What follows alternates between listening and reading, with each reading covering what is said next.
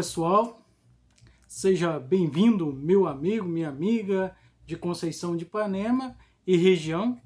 Nós estamos aqui hoje para as conclusões do nosso seminário de educação política que realizamos no mês de julho. No início de julho, realizamos um seminário que já tínhamos prometido há alguns meses. Desde o ano passado, a Associação Sociocultural Concipa esteve planejando um trabalho voltado para a educação política. Já que estamos no ano eleitoral, havíamos anunciado primeiramente um curso que daria uma visão geral sobre política, legislação, administração municipal, mas por causa da pandemia não foi possível concluir, levar a termo este trabalho, e então nós propusemos algumas ações que poderiam contribuir para que os eleitores, todos nós, cidadãos, cidadãs, pudéssemos votar mais conscientes neste ano de 2020. Então nós fizemos algumas ações nesse sentido. Nós realizamos o primeiro seminário, estamos concluindo esta semana. Nós propusemos desde o início do ano um modelo de plano de governo que está disponível na internet para consulta, para baixar.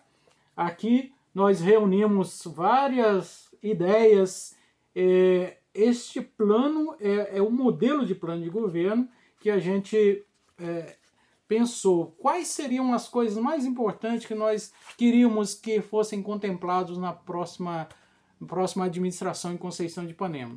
E então fizemos este aqui, uma cópia foi enviada para todos os pré-candidatos, né? Os demais candidatos foram informados através da internet para que pudessem baixar a versão em PDF. Nós fizemos também, dentro das discussões desses dois seminários, um compilado de tudo que foi discutido com o título Novas Mentalidades, Novas Perspectivas para a Coisa Pública nos Municípios. Também está disponível para download. Você pode ler os artigos, tudo isso que nós temos discutido até hoje. Lançamos a campanha por eleições limpas, sempre usando a página no Facebook, onde postamos várias informações sobre legislação eleitoral, sobre a função do vereador, a função do prefeito.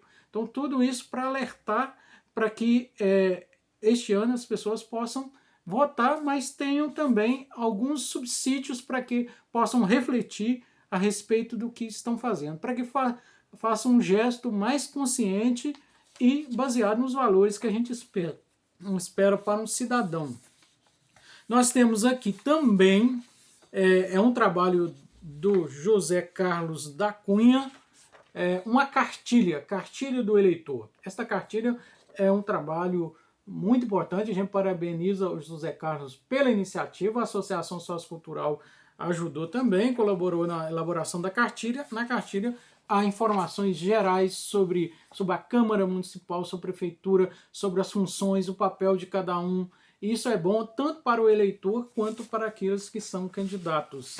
Então são esses os nossos papéis, nossa função enquanto associação sociocultural, participar não pela via partidária da política no nosso município, mas através da conscientização, da educação, dessas informações. Às vezes nós faremos algumas cobranças e críticas um pouco mais severas, mas faz parte do processo de educação, de alerta, de provocar reflexão. Nada tem a ver com uma questão partidária ou não, querer dar vantagem ou desvantagem a qualquer um que esteja concorrendo nessas eleições. Então, hoje nós vamos desenvolver algumas reflexões, atividades nesse seminário, e eu peço sua atenção, que você acompanhe e compartilhe esse vídeo com as pessoas, principalmente aqueles que são candidatos, aqueles que estão envolvidos diretamente em campanhas, para que possam fazer seu papel de uma maneira consciente e responsável, porque política não acontece somente dentro de 45 dias ou mais a cada 4 anos, mas política é coisa que acontece todos os dias, por isso que tem que ser feito com muita responsabilidade, principalmente pensando no grande compromisso que nós temos nesse país de vencer hábitos errados da política e, acima de tudo, de combater a corrupção. Então, muito obrigado por você estar acompanhando esse vídeo e peço que você continue com a gente até o final deste seminário. Nossa associação insiste na importância do papel político de cada um de nós. Trazemos projetos e discussões para estimular você a se tornar um agente transformador em nossa cidade. Acreditamos no potencial de cada um de vocês. Basta querer, basta lutar e devagar conseguiremos. O que nós precisamos é de boa vontade e precisamos de ajuda. Então, aproveitem o nosso seminário, assumam o seu papel e transformem a nossa cidade. Iremos iniciar as discussões deste segundo seminário de Educação Política de Conceição de Ipanema. Mais precisamente, será um momento de conclusão das nossas discussões do primeiro seminário de Educação Política.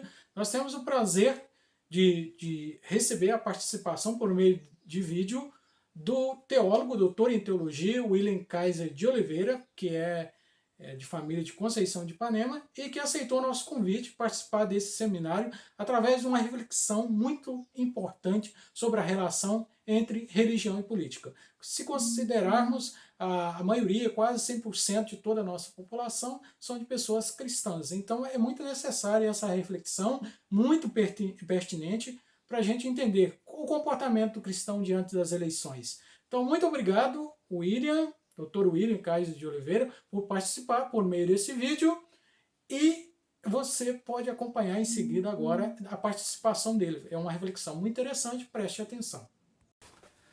Olá, tudo bem com vocês? Espero que sim.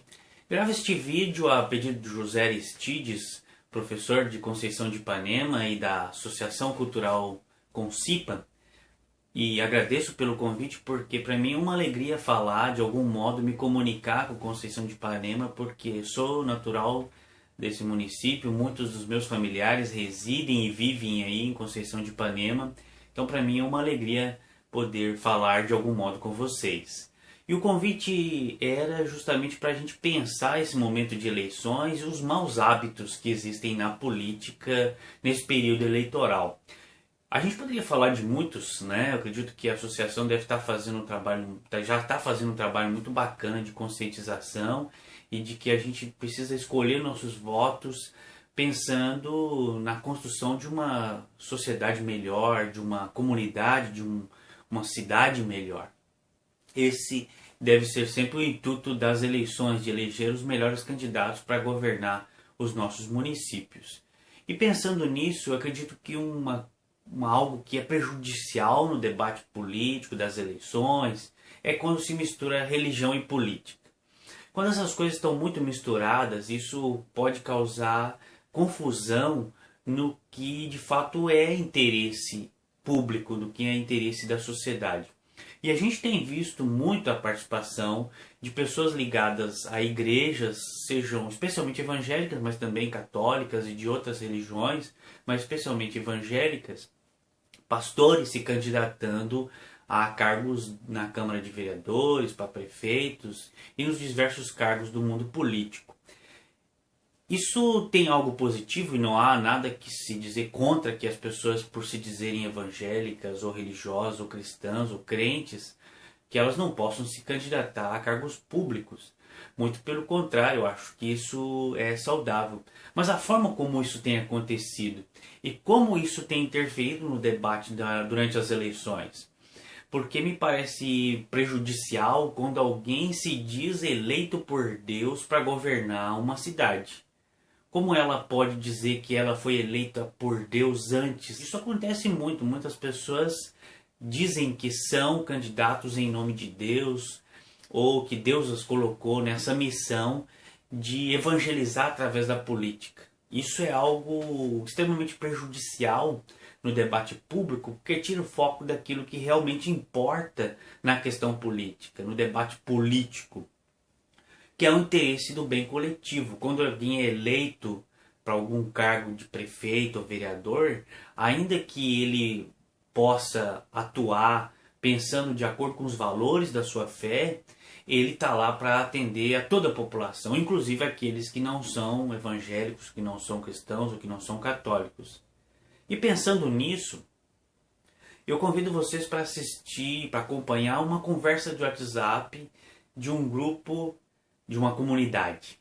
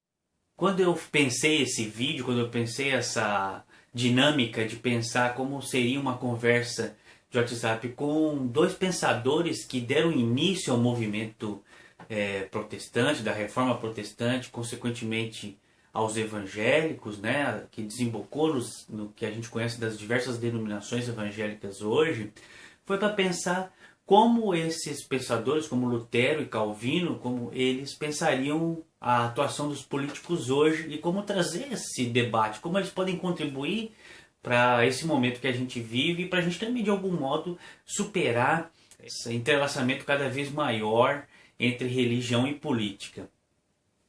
Lutero e Calvino viviam ambientes, de algum modo, com algumas semelhanças com o que a gente vive, porque na época deles havia uma revolução muito importante, dentre várias, mas uma especial que é o da comunicação.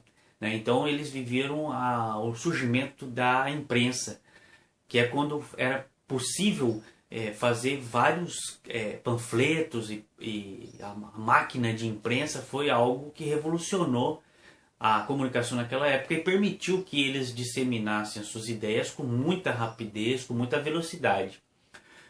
ou muito mais do que antes, porque antes era tudo à mão, aí com a máquina facilitou muito. Se a gente for pensar hoje, também nós vivemos uma revolução na comunicação entre as pessoas. A internet, os próprios vídeos. Hoje a comunicação é instantânea e a gente tem muitas ferramentas de comunicação de todas as formas que são usadas, inclusive durante os períodos de eleições, ainda mais no contexto de pandemia que a gente vive, de isolamento. As redes sociais, os meios de comunicação serão fundamentais, estão sendo fundamentais para as campanhas políticas. Então a gente de algum modo vive ambientes de revolução no que diz respeito à comunicação. Outro aspecto, e aí sim muito interessante para a gente pensar a questão da política e da religião, é que tanto Lutero como Calvino, eles plantam uma semente que vai desembocar, né, de que a religião não faz parte do mundo público, do mundo da política, e está muito mais relacionado, circunscrito no mundo da vida privada.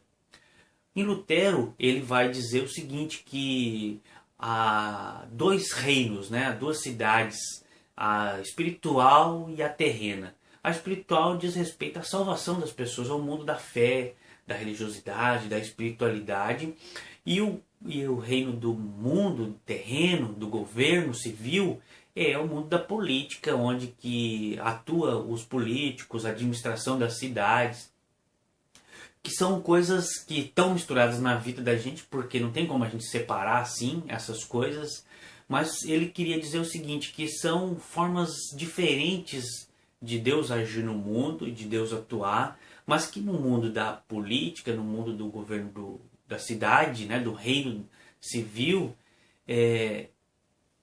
se dedica exclusivamente às questões políticas e à construção do bem coletivo, do bem comum e da promoção da saúde e da educação de modo geral.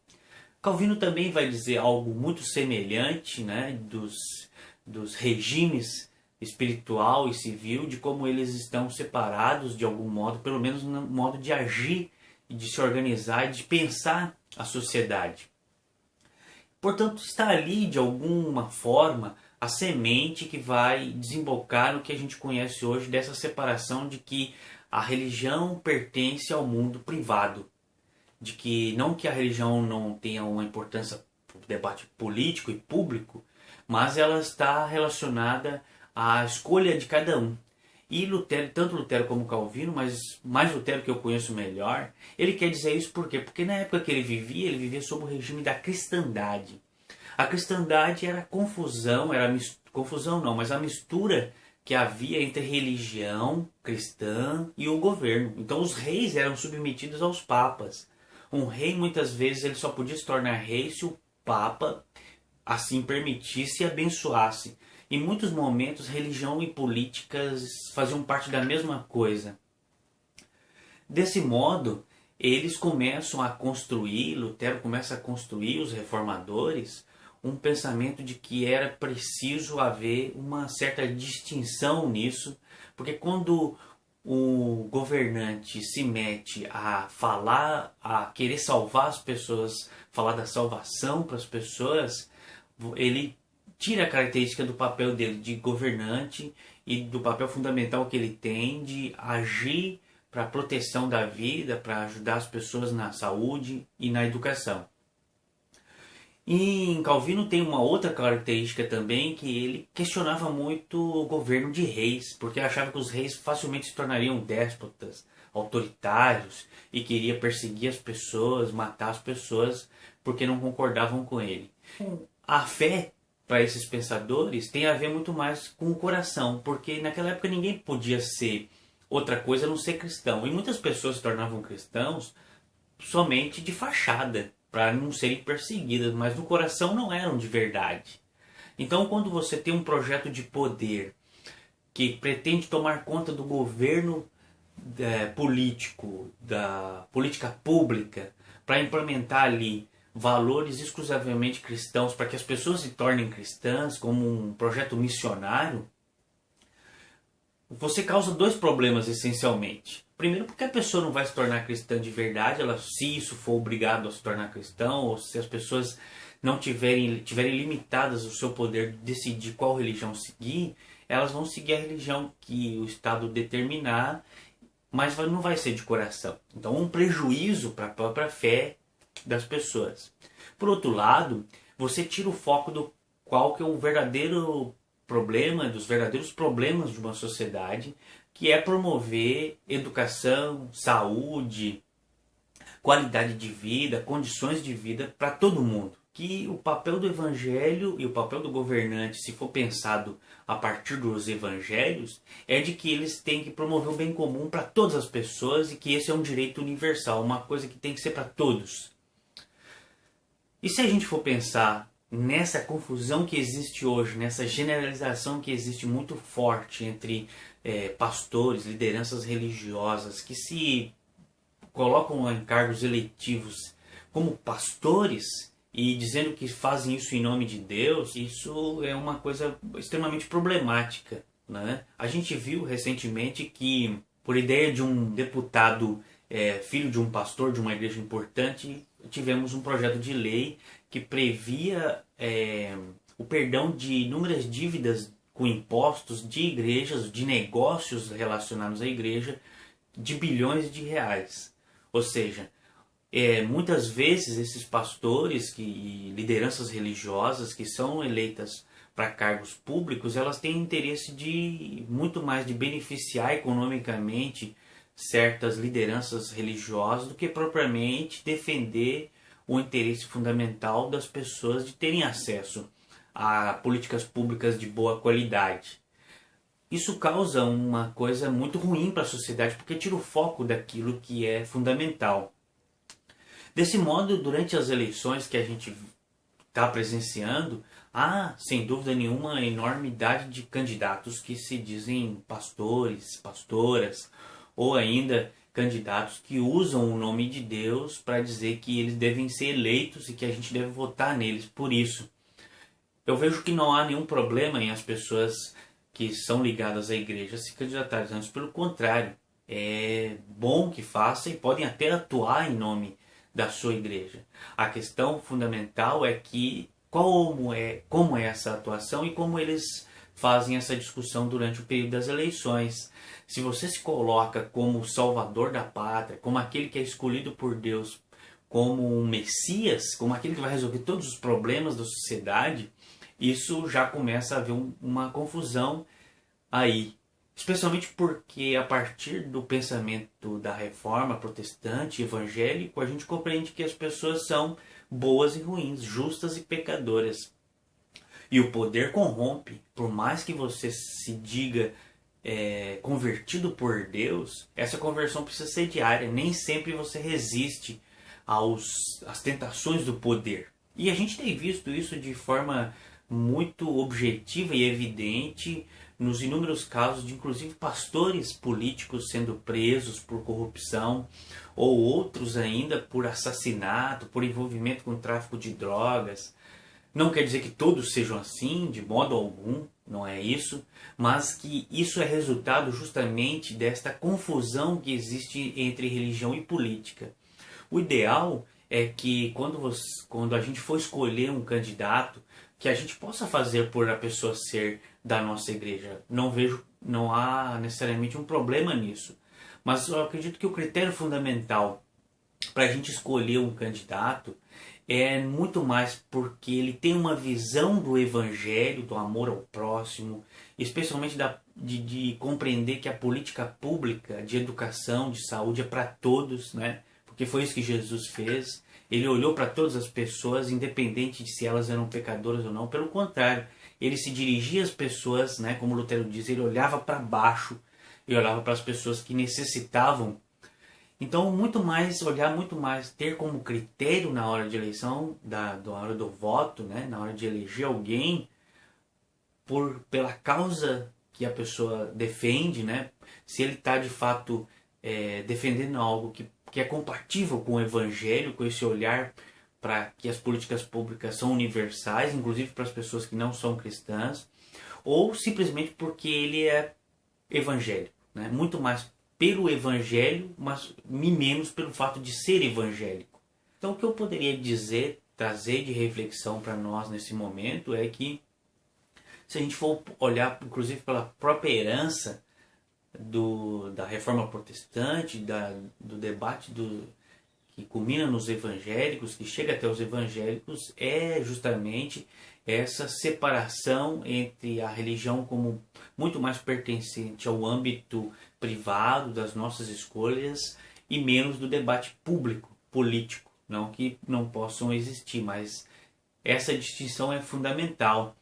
E de modo nenhum que a gente comece a formar a partir de agora que o governo, que governa todas as pessoas, inclusive aquelas que não são cristãs, que ela precise ser evangélica.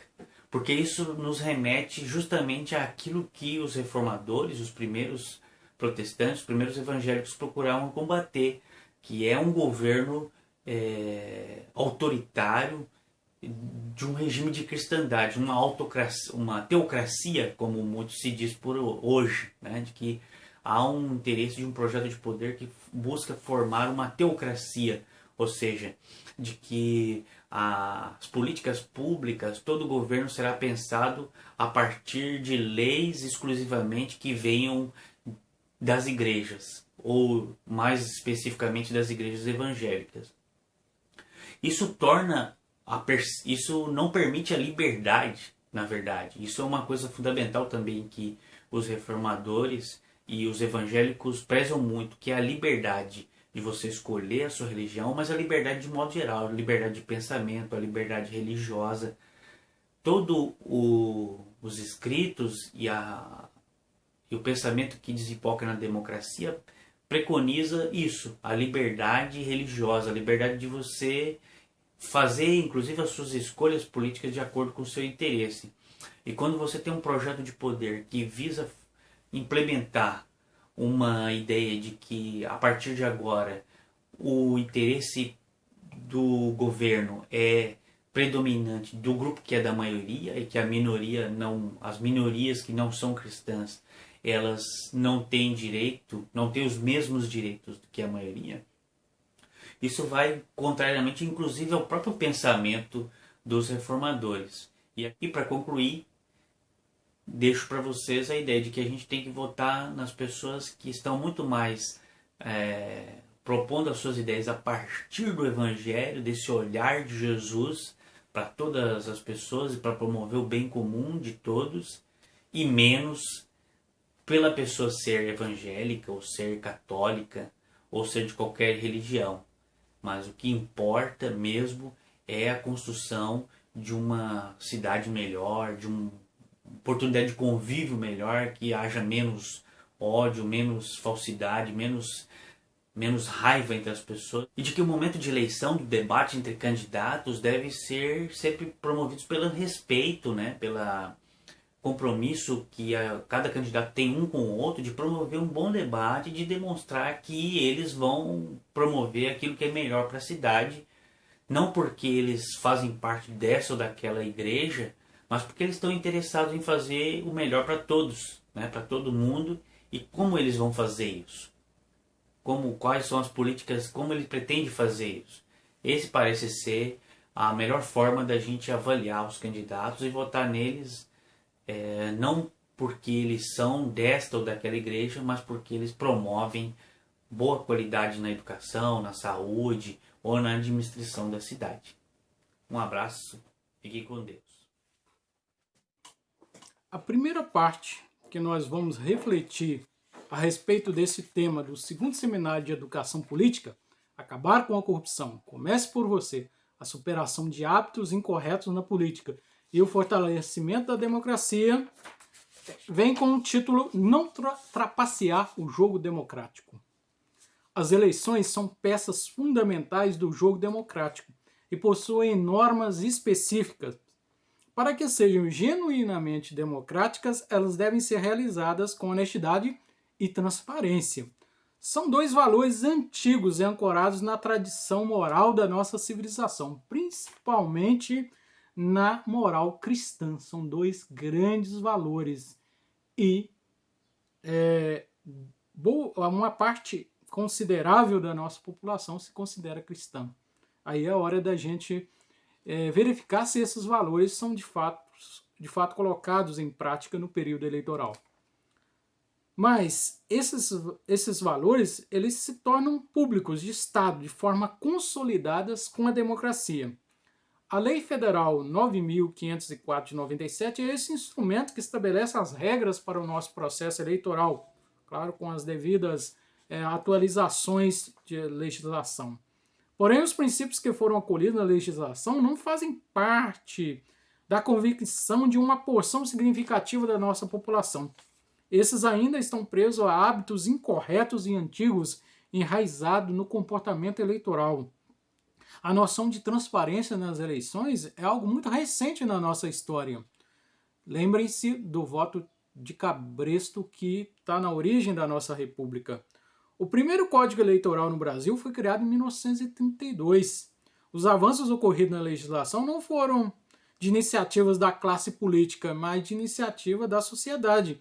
Assim aconteceu com a Lei da Ficha Limpa, que é a Lei Complementar 135 de 2010. Como desfazer velhos hábitos é um processo lento e ainda encontramos pessoas que pensam que é moralmente aceitável trapacear uma eleição através da compra de votos, troca de favores e do uso da coerção para garantir o voto. Isso mesmo, a coerção psíquica, coerção física mesmo, para obter votos. Os resquícios dos antigos currais eleitorais ainda permanecem em muitos municípios e de uma forma ou de outra estão presentes no nosso município. O voto tem de ser um exercício livre. Se a simples opção por um candidato trouxer alguma desvantagem para o eleitor, este voto não é livre. Essa desvantagem pode ser em qualquer âmbito. Durante as campanhas, muitos eleitores são punidos na sua atividade comercial, aquela pessoa que deixa de comprar, ou coletivamente há um incentivo para que as pessoas não comprem de determinado comerciante. Os integrantes de partidos simpatizantes acabam boicotando o comércio e determinados serviços. A manutenção de emprego fica sujeita à opção partidária do cidadão. O uso do voto para promover ou punir é mais forte ainda no serviço público. Quando o candidato não consegue captar o voto pelo benefício, e estamos falando principalmente do candidato que tem alguma influência no serviço público ou já é um político de carreira.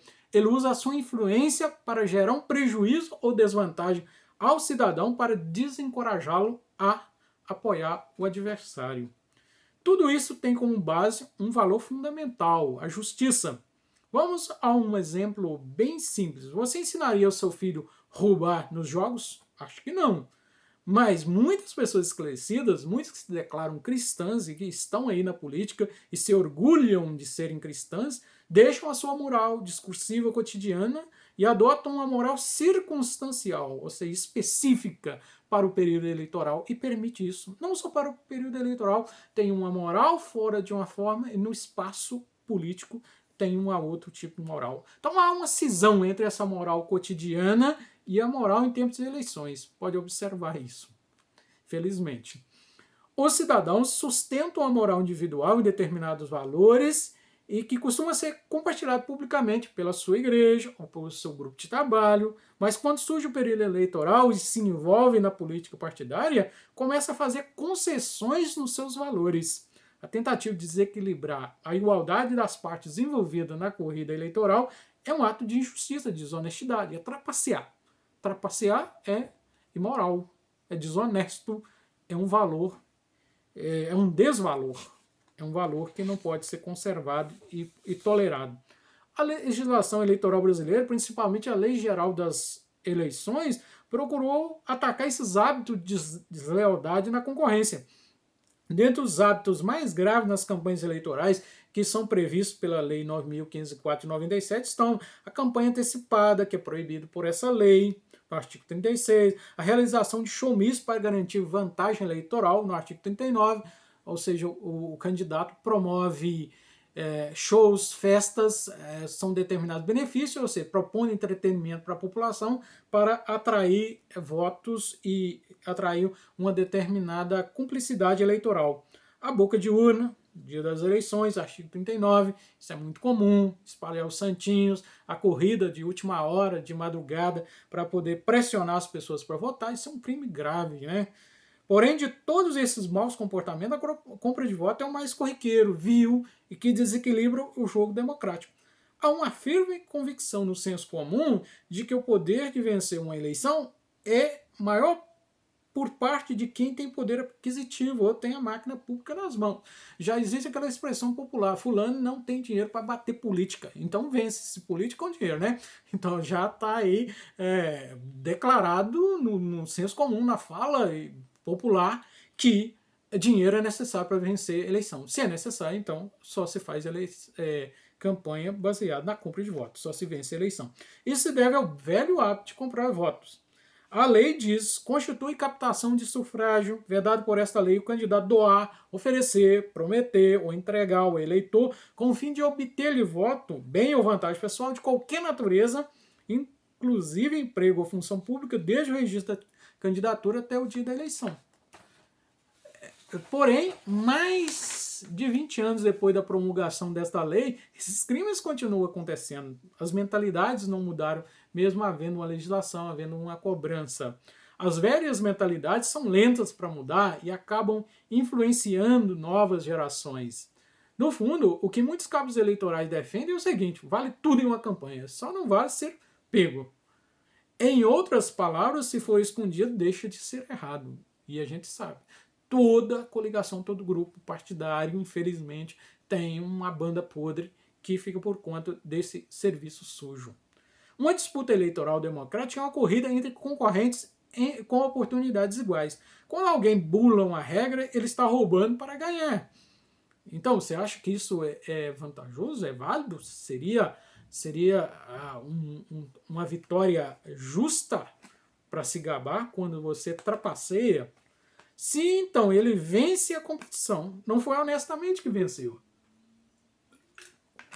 As trapaças nas eleições acontecem pela compra de voto, pelas promessas de emprego, pelas campanhas extemporâneas, ou seja, fora do tempo, adiantadas, sem respeitar a legislação, e por meio do uso de coerção e do boicote nas atividades comerciais e nos empregos públicos. Existem até formas sutis de retaliação por votos no adversário. O germen da corrupção está nesse processo porque quem tem coragem de trapacear uma campanha também o fará durante o mandato. É só o começo. Esses comportamentos são igualmente ilegais e imorais. Dentro do jogo democrático, a concorrência não pode ser encarada como algo pessoal. As pessoas confundem muito isso. O que está sendo disputado é um bem que pertence a todos, o governo do município. Estamos desenvolvendo o tema do segundo seminário de Educação Política, Acabar com a Corrupção. Comece por você, a superação de hábitos incorretos na política e o fortalecimento da democracia. Vamos ao segundo ponto, que tem como título Tirar a democracia da panelinha. A democracia é para todos e não para um grupo, para o partido ou para os simpatizantes. As administrações municipais têm uma grande dificuldade de governar para todos como manda o jogo democrático. Alguns gestores se cercam de todas as formas para beneficiar os seus eleitores, seus apoiadores. Depois, se sobrar, se não tiver mais jeito, se for obrigado por alguma lei, eles beneficiam os adversários. Na verdade, em campanha eleitoral ou no processo democrático não há adversário. Ninguém é adversário de ninguém. Você se opõe por uma questão de princípio, de valores, de ideias, mas não são adversários, não são inimigos. A democracia tem de sair da panelinha.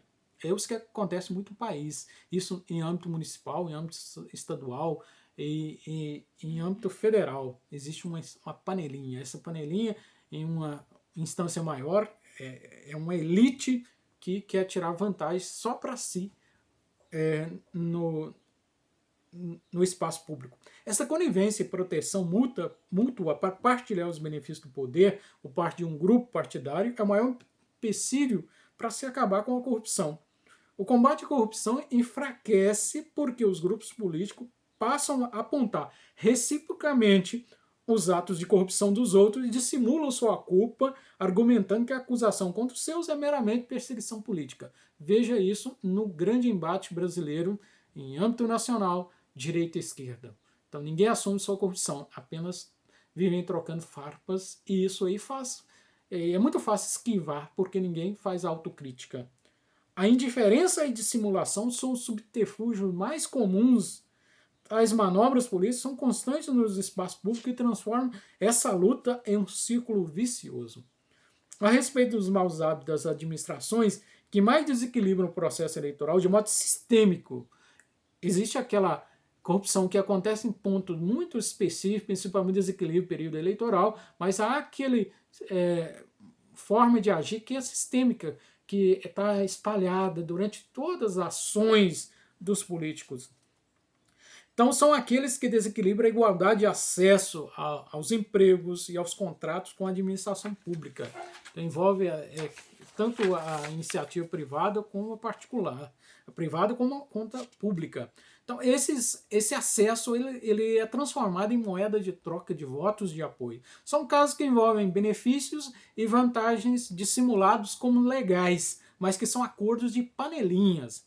Queremos os deter em 2 pontos principais: de compra e de paga de voto em longo prazo, e que ocorre dentro de determinado mandato. São as fraudes dos processos seletivos de funcionário e de contratos de licitação pública.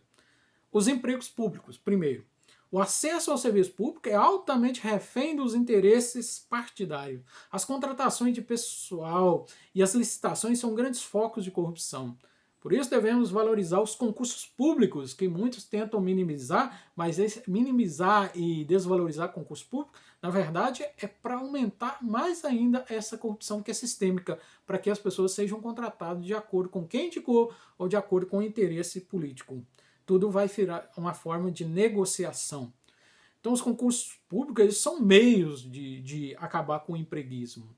Agora, se você tem uma crítica específica ao funcionário público, a legislação, o funcionário público não é eterno, não está enraizado no seu cargo. Se ele não desenvolve bem, há meios legais para que ele sofra um processo administrativo e que seja dispensado.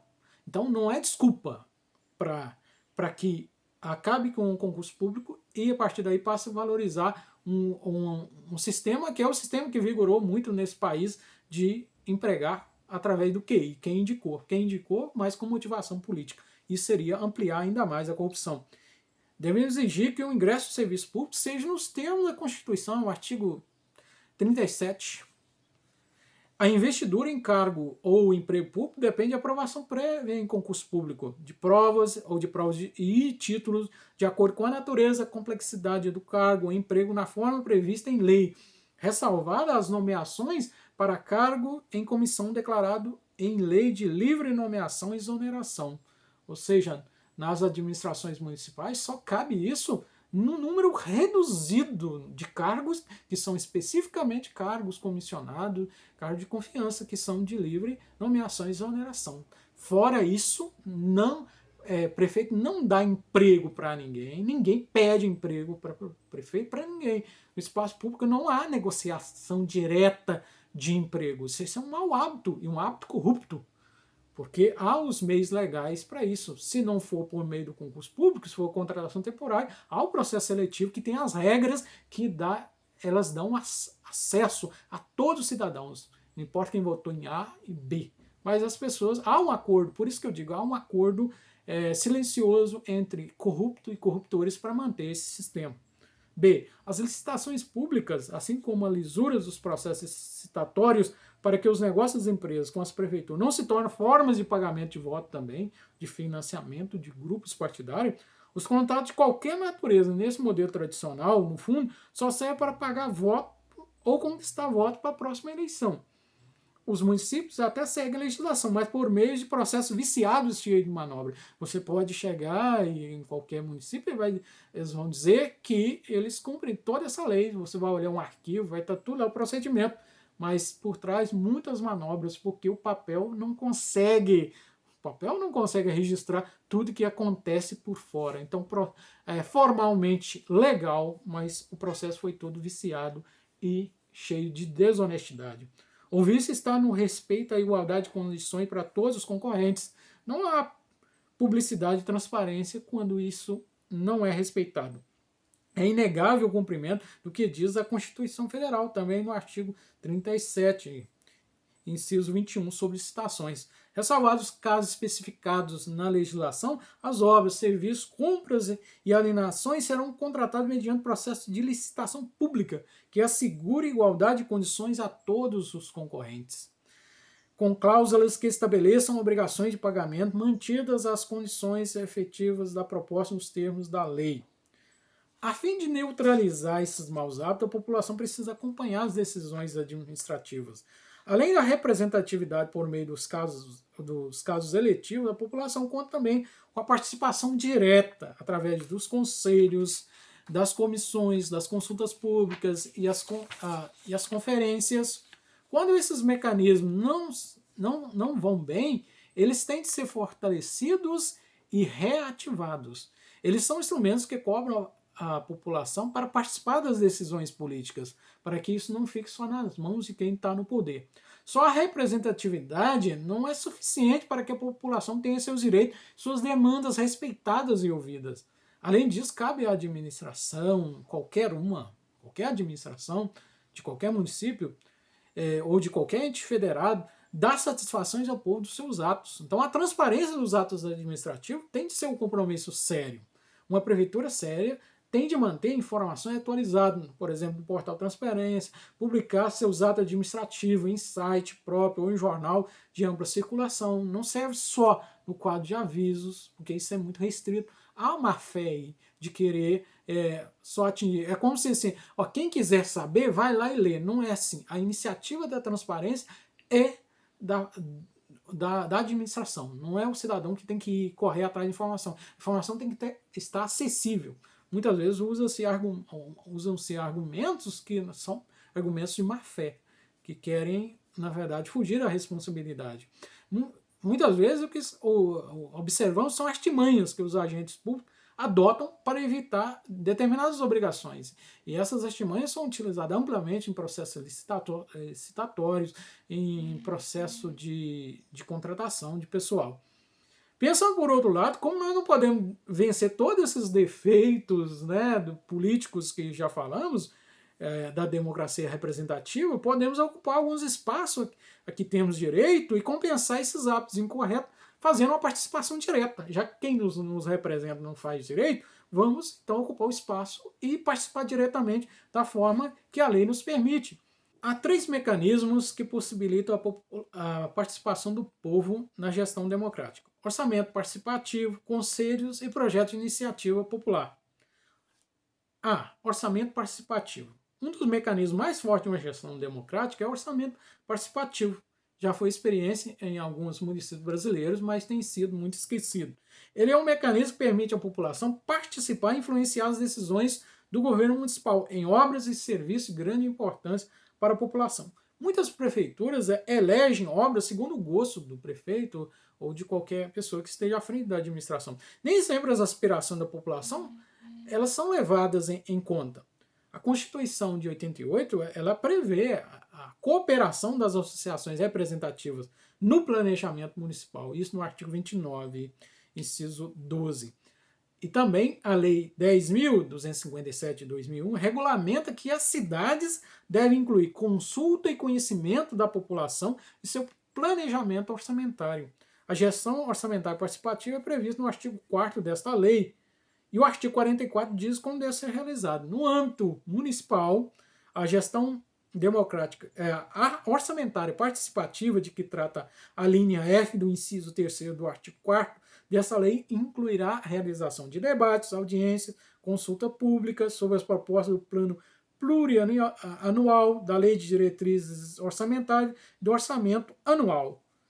Então, todas essas leis são feitas corriqueiramente nos municípios sem que haja nenhuma consulta. Mais uma vez aparece aqui a corriqueira desculpa de que as pessoas não tomam iniciativa. Não é a população. A população às vezes nem sabe disso. Então é preciso que a administração tenha mais compromisso com essa consulta essa satisfação que tem se dado ao povo. O empenho de gestores em colocar essas leis em prática mostra o quanto eles são comprometidos com a democracia e respeito ao povo. Quem não leva em consideração isso, de fato, não está comprometido com a democracia. Às vezes isso é puramente por hábito, um mau hábito, mas está incorreto. Não é porque eles receberam um voto para administrar uma cidade no lugar dos munícipes que podem tomar todas as decisões de modo monocrático. É importante que o munícipe saiba que a administração deve planejar com antecedência o seu orçamento, que a população deve ser ouvida nesse processo. As peças legais para esse planejamento são o Plano Plurianual, PPA, a Lei de Diretrizes Orçamentárias, LDO, e a Lei de Orçamento Anual, LOA. Todas essas leis estão previstas no artigo 165 da Constituição Federal. Em muitos municípios, os servidores responsáveis por esse documento, sob a alegação de que são muito técnicos, não consultam a população, ou muito menos o responsável de cada secretaria. Você já ouviu no seu município, ou aqui em Conceição de Ipanema, quando é que iam discutir o orçamento e votar o orçamento na Câmara? Isso não é amplamente divulgado. Não é só divulgar para você ir lá assistir, ser votado algo que já está pré-determinado. É você participar, todos nós devemos participar desse processo de escolher aquilo que deve ou não entrar no orçamento. O PPA tem vigência para 4 anos e contém todo o planejamento financeiro com objetivos e metas para os investimentos no município. Então, a LDO ajusta essas diretrizes orçamentárias ao longo do mandato. A LOA faz isso ano a ano através do orçamento. Esse orçamento pode e deve ser construído através de assembleias e reuniões intersetoriais. Então, o prefeito ele deve dialogar com a população a respeito das prioridades de investimento no município. B. Conselhos. O segundo mecanismo de gestão democrática que queremos destacar aqui são os conselhos. Eles permitem aos cidadãos participarem da elaboração e implementação das políticas públicas nos municípios. Apesar de invisíveis e com membros fantasmas, se ativados corretamente, podem fazer um bem enorme à população. A participação e a consulta da população para esses fins são previstas em vários artigos da Constituição Federal, como o 29, inciso 12, especificamente sobre a saúde, o 198, inciso 3º, e da assistência social, artigo 204, inciso 2.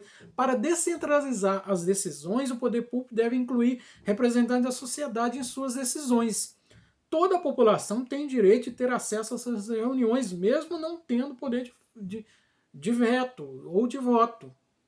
Às vezes você não é membro do conselho, porque as pessoas são escolhidas, às vezes por interesse do poder público, mas de uma administração especificamente, estou dizendo. Mas você pode assistir, porque essas reuniões são abertas, são públicas. Praticamente todas as áreas de políticas públicas têm um conselho municipal. Existe o conselho da educação, da saúde, do meio ambiente, da criança, do adolescente e outros. Os vícios dos conselhos são pouca frequência em reuniões, membros sem voz ativa, as administrações municipais tendem a indicar somente membros de confiança, geralmente há um desequilíbrio da participação paritária nesses conselhos. Essas artimanhas elas acabam enfraquecendo o direito do povo. Os munícipes precisam ocupar esse espaço e fazerem valer suas vozes. O último ponto aqui que a gente quer aconselhar e principalmente queremos chamar a atenção dos candidatos de Conceição de Ipanema, de todas as coligações, principalmente vereadores, que tenham um compromisso para que esse tipo de projeto de lei iniciativa popular, nós vamos falar que esse mecanismo ele seja valorizado e principalmente incluído na lei orgânica municipal, que não existe, e isso é uma previsão constitucional. O terceiro instrumento de direta participação que nós vamos destacar são os projetos de lei de iniciativa popular. Há muitas vezes somente os vereadores, o prefeito, não conseguem satisfazer as nossas necessidades através de projeto de lei. E como fazemos? Vamos ficar refém deles? Não, existe um mecanismo para isso. A Constituição Federal prevê no artigo 29, inciso 13, iniciativa popular de projeto de lei de interesse específico do município, da cidade ou de bairros, através da manifestação de, pelo menos, 5% do eleitorado. Isso significa que a população pode apresentar também projetos de leis a partir das suas demandas. Para isso, basta alguém tomar iniciativa e recolher assinaturas de 5% do eleitorado. Há leis orgânicas e outras espalhadas para países afora que determinam outros percentuais. As leis orgânicas, elas precisam acolher esse princípio e as câmaras permitir esse exercício de cidadania. E isso não está previsto na lei orgânica de Conceição de Ipanema. É um desrespeito ao direito do povo participar e de ter os seus projetos incluídos. Esse dispositivo permite à população libertar-se da dependência exclusiva da representatividade dos vereadores, que nem sempre estão aí para os interesses populares. Há muitos projetos que não são apresentados simplesmente por vontade política. Com esse mecanismo, a população consegue contornar este obstáculo. Então, até aqui chegamos a essa nossa discussão, no tema principal do segundo seminário de Educação Política. Então, nós incentivamos para que vocês possam baixar o livreto com essas reflexões, os artigos. Lá você vai ter acesso aqui uma cópia em preto e branco da capa, mas você vai ter acesso a todo o material sobre as discussões que nós realizamos nesses seminários, lá num PDF colorido para download. Então, muito obrigado. Até aqui a minha contribuição para a discussão do tema desse segundo seminário de Educação Política. Tivemos uma bela explanação do William Kaiser e dos Aristides sobre política, religião e corrupção. O que queremos com essas discussões é levar você, cidadão, a refletir sobre as estruturas da nossa sociedade. Nós temos que ser críticos, seja na área que for. Temos que nos incomodar com aquilo que não está de acordo com nossos princípios, com nossas ideias. Porque se não nos incomodamos, não mudamos nada. Não devemos aceitar tudo que nos é imposto da forma como nos é imposto. Devemos refletir se o que nos é dado está adequado, se deve ser mudado, ou se nós é que devemos mudar. Tem uma frase da Madre Teresa que se encaixa bem nesse contexto. Por vezes, sentimos que não passamos senão de uma gota de água no mar, mas o mar seria menor se lhe faltasse uma gota. Nós temos o poder da mudança, e a Associação Concipa está exercendo seu papel transformador. Faça você também. Faça sua vida valer a pena. Obrigado. Muito obrigado e lembre-se de contribuir para que essas eleições sejam campanhas e eleições limpas, pacíficas, para que nosso dever de cidadão seja um dever exemplar e que não seja motivo jamais de reclamação, de decepção, porque de maus exemplos nós já temos suficiente aí. Muito obrigado e até a próxima.